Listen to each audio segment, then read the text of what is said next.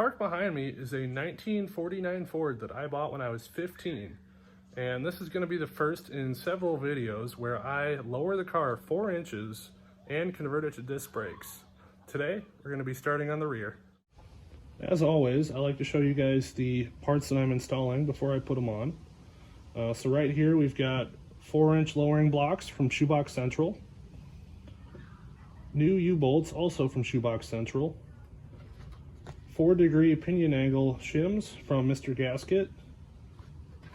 And 2 3/8 by 16 by 3/4 inch long Allen bolts.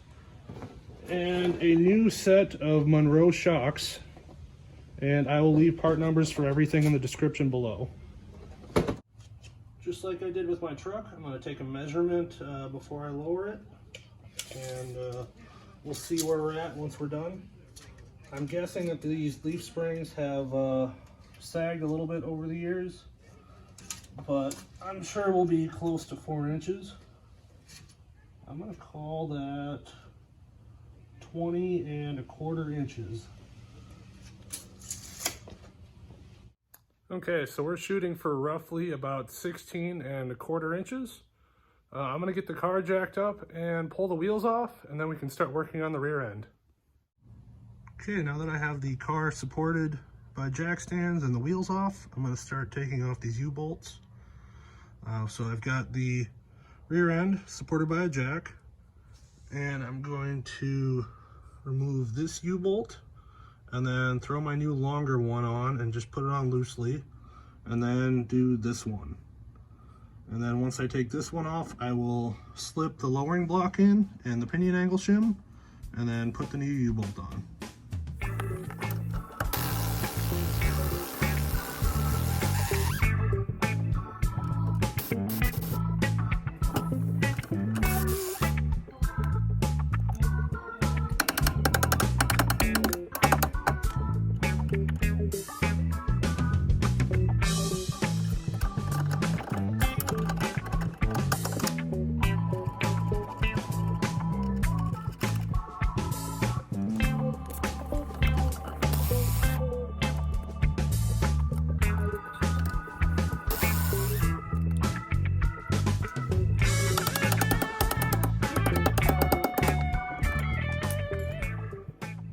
I went ahead and repeated that process on the other side, and now we're ready to install our lowering block and our pinion angle shim.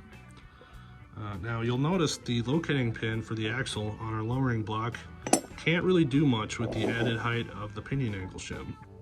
So what I'm going to do is drill a 5/16 hole here, tap it, and then install our Allen bolt. And this was just one of the tech tips I found on Shoebox Central's YouTube page. And I will link the video to that in the description below.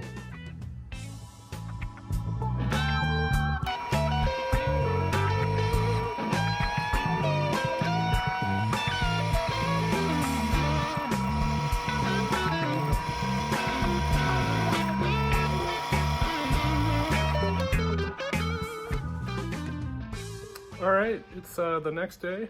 Last night I got these drilled, tapped, and put the bolt in. And now we are ready to jack up the rear end and slip these and the pinion angle wedges in, and then we can bolt everything back together.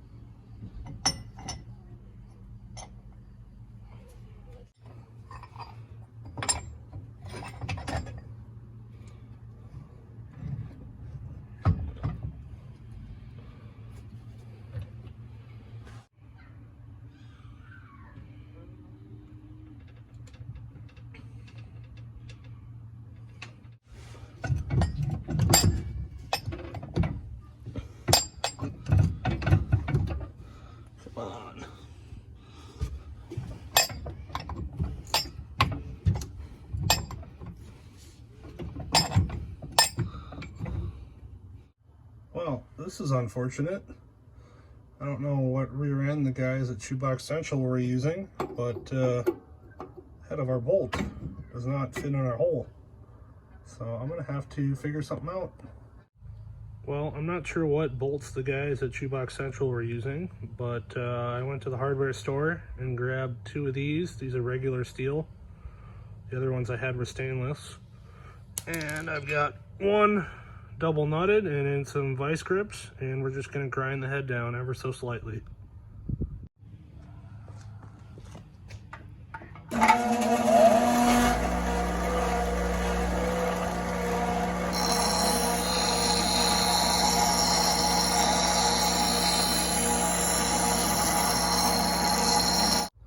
Alright, here we go.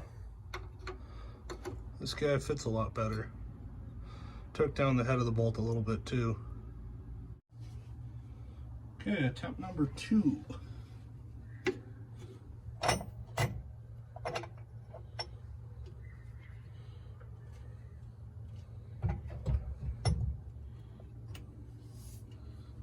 think we're close. Maybe just need to lift this up and move it around a little.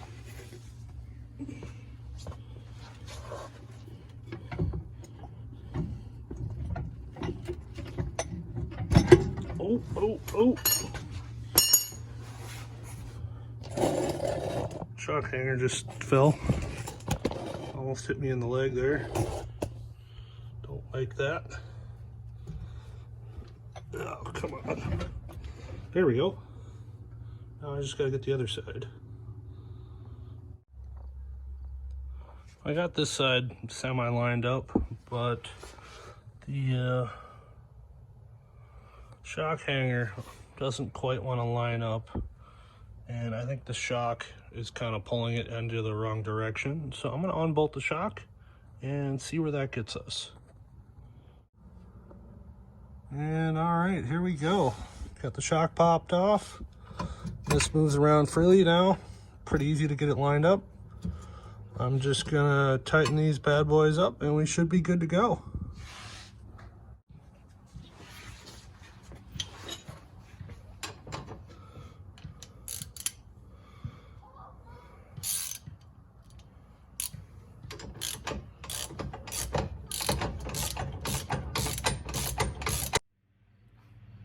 All right, it's day 3 of this project.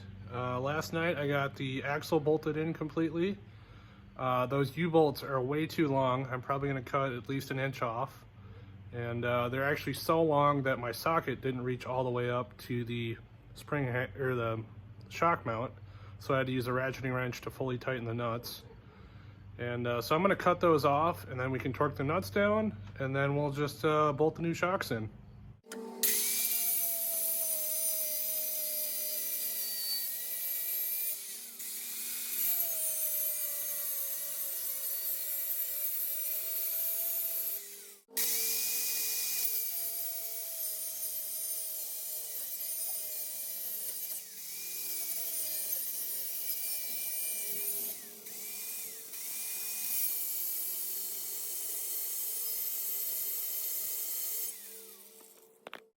Got both of these shocks out too. It was pretty easy. There's just a nut and a washer. And there is a steel sleeve that is supposed to be in these eyelets here, and it's seized onto the shaft, top and bottom on both sides. But these new shocks also have sleeves that are supposed to go in there. So I'm just gonna clean up the old ones. They're in pretty decent shape. Put some anti-seize on them and put the new shocks in.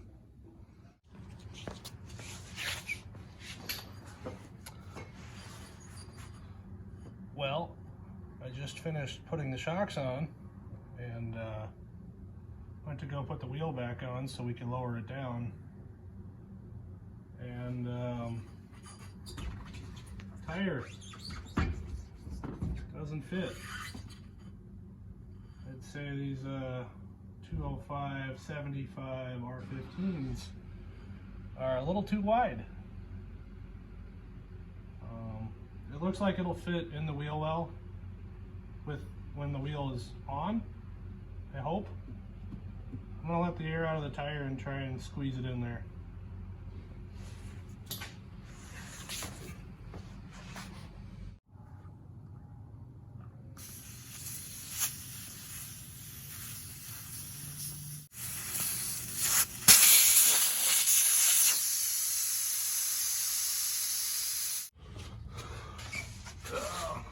Okay.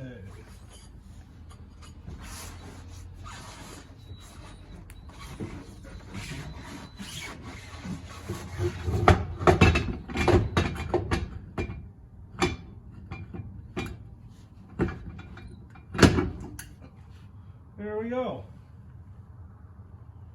Now, as long as I don't ever need to take this tire off, I'll be fine. Now that I got that wheel on, I'm going to throw the other one on, and then we'll jack it up, pull the jack stands out, and see how it looks. Okay, this thing is so stupidly low now, I can't even jack it up on the rear axle to take the jack stands out. I gotta go to the frame. I've already got the other side out.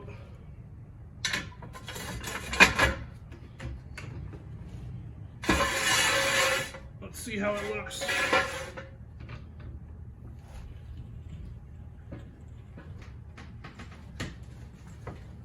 Oh yeah, I like that. That is stupid low. Perfect. I don't know if you guys can really tell how low this is, but this is low. This looks really good. I'm really happy with this. I got the tape measure here. We're gonna take a quick look. That is about 17 inches, and I still haven't lowered the front yet, so I think it'll drop a little bit more, maybe like half an inch. But this looks really, really good to me, and I'm super happy. That's gonna do it for part one of these videos. If you could hit the like button and I don't know, let me know what you think in the comments. Ask me questions, I'll respond. Please subscribe. Thanks for watching. I'll see you guys in the next one.